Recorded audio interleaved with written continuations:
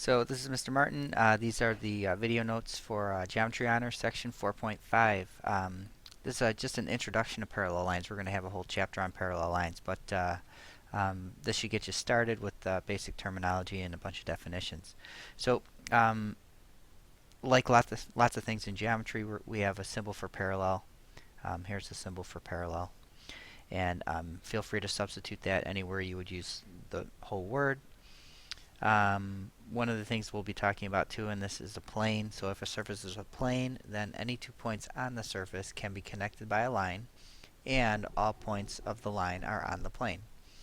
So if you think about a sheet of paper, if you have it flat on a table and you draw 2 points on that piece of paper, you could connect those 2 points with a ruler. Now if you take that piece of paper and you lift it off of the table and you curl it a little bit. Now, if you want to connect those 2 points with a line, maybe you use a piece of string now, that piece of string is going to be off the paper. So basically what this is saying is that in order for it to be a plane, it has to be a flat surface. So some characteristics, it has only 2 dimensions, length and width. The length and width are infinite, even though when we represent it on paper, obviously it has to be finite. And then since it has only 2 dimensions, it's going to have no thickness. So normally we kind of draw a parallelogram looking shape to represent a plane. And then just like we name lines, we can use a lowercase script letter. So this would be plane M. Alright, and then just like we have collinear, we have coplanar, and like we have non-collinear, we have non-coplanar. So if points, lines, segments, etc. are coplanar, they lie in the same plane, and if they are non-coplanar, they do not lie in the same plane. Alright, so the rest of the things that we're going to be talking about, we're going to be talking about two lines cut by a transversal, and we'll talk about what a transversal is in a second. But everything is based on the three lines being in the same plane, so on some flat surface. So if you notice in this first picture here, I've got line A and I've got line B, and then I've got line T that intersects both A and B. So we would say that line T is a transversal. So a transversal is simply a line that intersects two other lines. So the way I have this picture drawn, line T is the transversal. T is a transversal. Okay, and then skipping down to these next two pictures just for a moment. So in this middle picture, I have lines D and E, and then I have this other transversal. Okay, so the space that's in between the two lines would be called the interior region, and then we have space that's outside. In this case, it's above and below. That would be considered the exterior region. Alright, so that's for lines that are sort of horizontal. If we have our lines more vertical, again, you could see here's my interior region in between the two lines. And then the exterior region would be on the left and the right sides. Alright, so it's important that you understand what we mean when we say interior region, exterior region, when we have two lines cut by a transversal. So let's go ahead and talk about the different types of angles formed. So the first one are alternate interior angles. So they have three characteristics. Both angles are in the interior region, so they've got to be inside the two parallel lines. They are on opposite sides of the transversal, and they cannot share the same vertex. So I'm going to put some numbers in here. 1, 2, 3, and 4. These are all the angles formed by the two lines cut by the transversal that are in the interior region. So we're going to have some pairs of alternate interior angles. So in this case, I would have angle 1 and angle 4. That's a pair of alternate interior angles. Notice I didn't put congruent because they're not going to be congruent unless we have some very special conditions. And then I have another pair. I have angle 2 and angle 3. Those are also alternate interior angles. So moving down to the next set, we have alternate exterior angles, almost the same thing, except obviously by the name they're in the exterior region. So they also have to be on opposite sides of the transversal, and they cannot share the same vertex.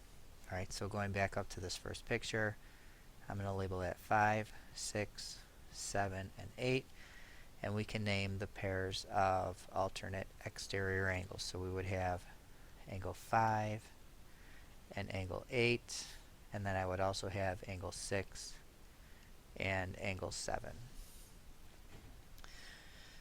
Alright, moving on to our next type of angle, we have corresponding angles. Again, 3 characteristics. Now for these, one angle is in the interior region and one angle is in the exterior. They are on the same side of the transversal, where alternate interior and alternate exterior are on opposite sides. These are on the same side, and they also cannot share the same vertex. So if we're going to go back to the same picture, we're going to have a whole bunch of sets of corresponding angles. And again, we're using the same term here, corresponding, but don't confuse us with corresponding parts of congruent triangles. So corresponding angles, I could have angle 1 and angle 7. That's one pair of corresponding angles. We're going to have 3 more pairs, so see if you can name those. If you want to pause the video and see if you can name them, go ahead. Otherwise, you can just follow along. I could have angle 2 and angle 8. I can have angle 3 and angle 5. And I can also have angle 4 and angle 6. And again, pay particular attention to the fact that I did not put congruent symbols between these, because they are not congruent unless we have very specific conditions, which we'll talk about next chapter. Alright, so we're going to talk about a couple other types of angles in the examples, but they're fairly straightforward. And again, as usual, if you have any questions, make sure you ask. So for the example, part A, we want to name all pairs of alternate interior angles. For part B, all pairs of alternate exterior.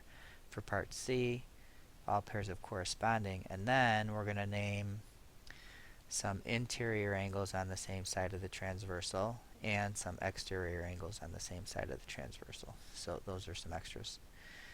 So again, feel free to pause the video if you want to. I'm going to go ahead and name the pairs. So alternate interior, this would be angle 3 and angle 5, and we would also have angle 4 and angle 6. For our alternate exterior, we're going to have angle 1 and angle 8, and I'm going to have angle 2 and angle 7. And for my corresponding angles, we're going to have 4 pair.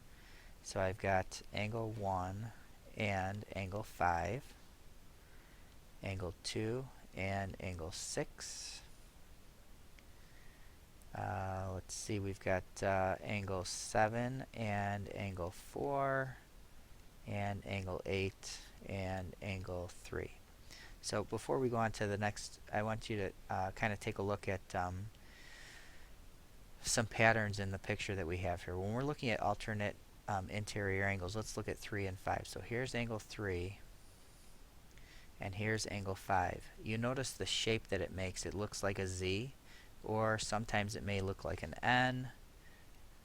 It could be forwards or backwards. So you want to look for a certain shape. Look for a Z or an N. It could be forwards or backwards, just like this highlighted Z that I have here.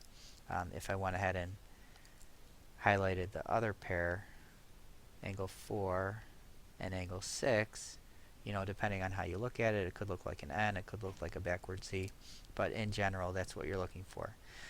Now, when we have a picture where it's just 2 lines cut by a transversal, it's a little bit easier. When we start to get diagrams that are a little bit more complex, it's going to be helpful for you to remember these things.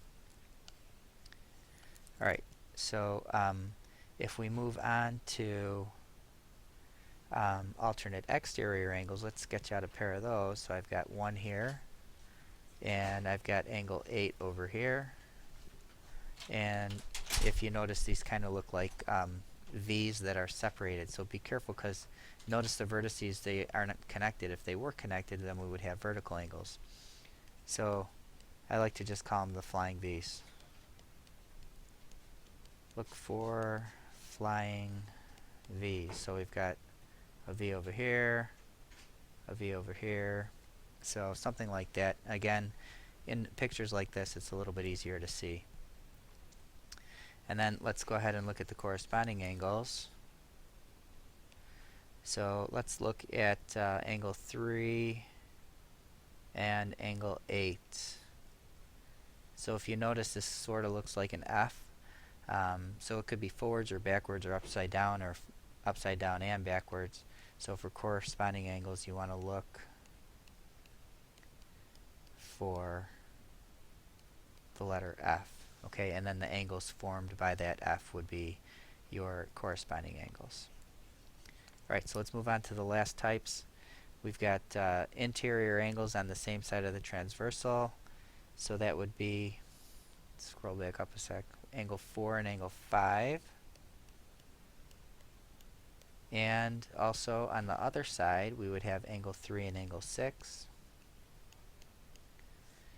Okay, and then exterior angles on the same side of the transversal, so that would be angle 1 and angle 7. Or we would have angle 2 and angle 8. Alright, so if you have any questions about these, make sure that you ask me again. This is just a basic introduction, and we're going to go much more in depth in the next chapter, but you know, it's important that you get a good start and understand all the different terminology and the different types of angles. So we'll see you next time.